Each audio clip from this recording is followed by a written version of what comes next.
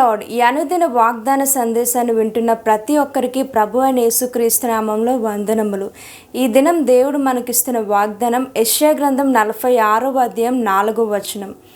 ముదిమి వచ్చే వరకు నిన్ను ఎత్తుకొని వాడను నేనే, తల వెంట్రుకలు నెరయ్యే వరకు నిన్ను ఎత్తుకొని వాడను నేనే, నేనే చేసి ఉన్నాను, చంక పెట్టుకొని వాడను నేనే, నిన్ను ఎత్తుకొనుచు రక్షించి వాడను నేనే. ఈ వాగ్దానం బట్టి దేవుని నామానికి మహిమ కలుగునుగాక. మన జీవిత ప్రయాణంలో మనుషులు మారిపోతారు, పరిస్థితులు మారిపోతాయి, అలాగే మనలో ఉండే శక్తి దినదినము తగ్గిపోతూ ఉంటుంది. కానీ ఒక్కరు మాత్రం ఎప్పటికీ మారరు. ఆయన నిన్న నేడు నిరంతరం ఒక్కటే రీతిగా ఉండేవాడు. ఆయనే మనం ఆరాధిస్తున్న దేవుడు, ఆయనే యేసుక్రీస్తు ప్రభువు. మనం చదువుకునే ఈ యొక్క వాక్య భాగంలో దేవుడు తన ప్రజలకి ఒక గొప్ప హామీ ఇస్తున్నారు. నేనే మిమ్మల్ని సృష్టించాను కాబట్టి నేనే మిమ్మల్ని మోస్తాను, నేనే మిమ్మల్ని కాపాడుతాను, మీ యొక్క చివరి దశ వరకు నేను మీతోనే ఉంటానని దేవుడు చెప్తున్నారు. ముదిమి వచ్చే వరకు నిన్ను ఎత్తుకొని వాడను నేనే, తల వెంట్రుకలు నెరయ్యే వరకు నిన్ను ఎత్తుకొని వాడను నేనే.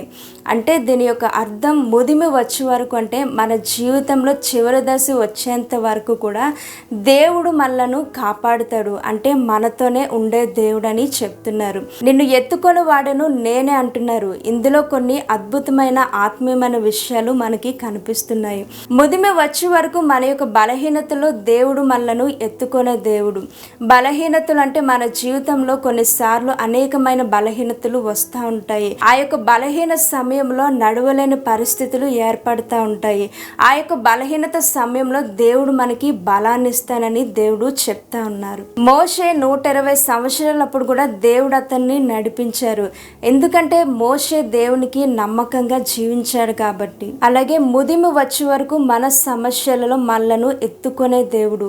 మన జీవితంలో వృద్ధాప్యం వరకు అనేకమైన సమస్యల ద్వారా మనం ప్రయాణిస్తుంటాం. ఆరోగ్య సమస్య అవ్వచ్చు, లేకపోతే నిరుద్యోగ సమస్య అవ్వచ్చు, లేకపోతే ఒక ఆర్థికమైన ఇబ్బంది అవ్వచ్చు. అటువంటి సమస్యల్లో కూడా దేవుడు నిన్ను భయపడొద్దని చెప్తా ఉన్నారు. ఎటువంటి సమస్య అయినా సరే దేవుడు నిన్ను ఎత్తుకొని దాటిస్తానని దేవుడు చెప్తా ఉన్నారు. ఏలియా జీవితంలో ఒక సమస్య వచ్చినప్పుడు నిరుత్సాహంలో ఇంత మట్టుకు చాలు ప్రభా, ఇంకా నా ప్రాణాన్ని తీసేసుకొని దేవుడితో అతను చెప్తారు. అంటే ఆ యొక్క బాధలో, ఆ యొక్క నిరుత్సాహంలో ఆ యొక్క మాట చెప్పినప్పుడు దేవుడు మాత్రం అతన్ని విడిచిపెట్టకుండా అతన్ని బలపరిచి, అతనికి ఆహారం ఇచ్చి, అతన్ని ధైర్యపరిచి దేవుడు అతనితో మాట్లాడారు. మన జీవితంలో కూడా కొన్ని సమస్యలు వచ్చినప్పుడు ఇంత మట్టుకు చాలు, ఈ యొక్క సమస్య నుండి నేను బయటపడలేను, ఇంకా నా జీవితం ముగించేస్తే బాగున్నని అనేకమైన ఆలోచనలతో, అనేకమైన కలవరాలతో నింపబడతారు.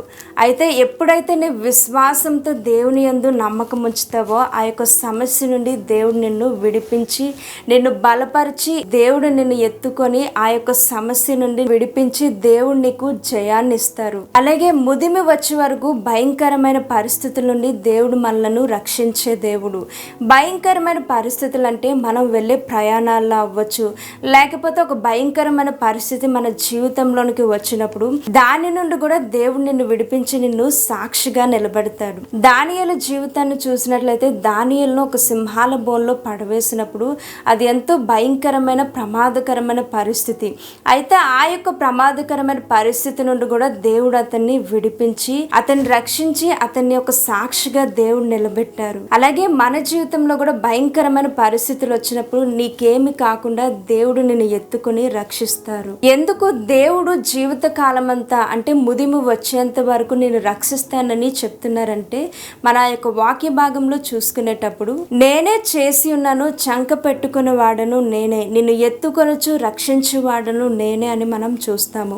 నేనే చేసి ఉన్నానంటే నేనే నిన్ను సృష్టించాను, నేనే నిన్ను కలుగజేశాను గనుక నీ యొక్క బాధ్యత అంతా నాదే అని దేవుడు చెప్తున్నారు. ద్వితీయోపదేశకాండం 1:31 మనం చూస్తాం. తన యొక్క ప్రజలైన ఇశ్రాయేలును అరణ్య మార్గం అంతట్లో దేవుడు కాపాడి వారిని రక్షించి ఎత్తుకొని వారిని కాపాడుతూ ముందుకు నడిపిస్తారు. కాబట్టి నీ జీవితాంతం అంటే నీ యొక్క బాల్యంలో బాల్యంలో దేవుడు నిన్ను కాపాడుతారు.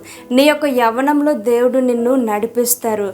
నీ యొక్క నడిమి వయసులో దేవుడు నిన్ను స్థిరపరుస్తారు. అలాగే నీ యొక్క వృద్ధాప్యంలో దేవుడు నిన్ను కాపాడుతారని ఈ యొక్క వాగ్దానం ద్వారా దేవుడు మనతో మాట్లాడుతున్నారు. అయితే మనం దేవుని కొరకు నమ్మకంగా జీవించినప్పుడు ఈ యొక్క వాగ్దానం మన జీవితంలో నెరవేరుతుంది. ఆమేన్. ప్రార్థన చేసుకుందాం. పరిశుద్ధమైన మా తండ్రి, నీ యొక్క పరిశుద్ధమైన నామములు బట్టి ప్రభా నీకే లెక్కలేని స్తుతులు స్తోత్రములు చెల్లించుకుంటున్నామయ్యా తండ్రి. ఈ దినాన్న ప్రభా తండ్రి నీవు మాట్లాడే విధానమును బట్టి ప్రభా నీకు వేలాది వందనములు స్తోత్రములు చెల్లించుకుంటున్నాం ప్రభా. అవునయా దేవా, ఎటువంటి పరిస్థితులు వచ్చినప్పటికీ ప్రభా అయా దేవా తండ్రి నాని ఇది ఇంకా అవ్వదు నా జీవితంలో అనుకునే పరిస్థితులు ఎదురైనప్పుడు కూడా ప్రభా నీవు బలపరిచి స్థిరపరిచే దేవుడు అని ప్రభా నీ యొక్క వాగ్దానం ద్వారా మీరు మాతో మాట్లాడిన విధానం బట్టి ప్రభా నీకు లెక్కలేని స్తుతులు స్తోత్రములు చెల్లించుకుంటున్నామయ్యా తండ్రి. ఈ యొక్క వాగ్దానాన్ని వీక్షిస్తున్న ప్రతి ఒక్కరిలో ప్రభా నాయన ఎటువంటి పరిస్థితి అయినప్పటికీ ప్రభా నాయన తండ్రి అయా దేవ వారి యొక్క నిరాశ నుండి మీరు విడిపించి ప్రభా తండ్రి నీ యొక్క సాక్షులుగా మీరు జీవింప చేయమని అడుగుతున్నామయ్యా తండ్రి. ఈ యొక్క వాగ్దానం ప్రతి ఒక్కరు మీరు ఫలింపచేసి మీరు మహిమ పొందమని అడుగుతూ ప్రభా యేసు పరిశుద్ధమైన నామంలో అడుగుచున్నాం తండ్రి. ఆమేన్. ప్రభువు మిమ్మును మీ కుటుంబాన్ని దీవించునుగాక. ఆమేన్.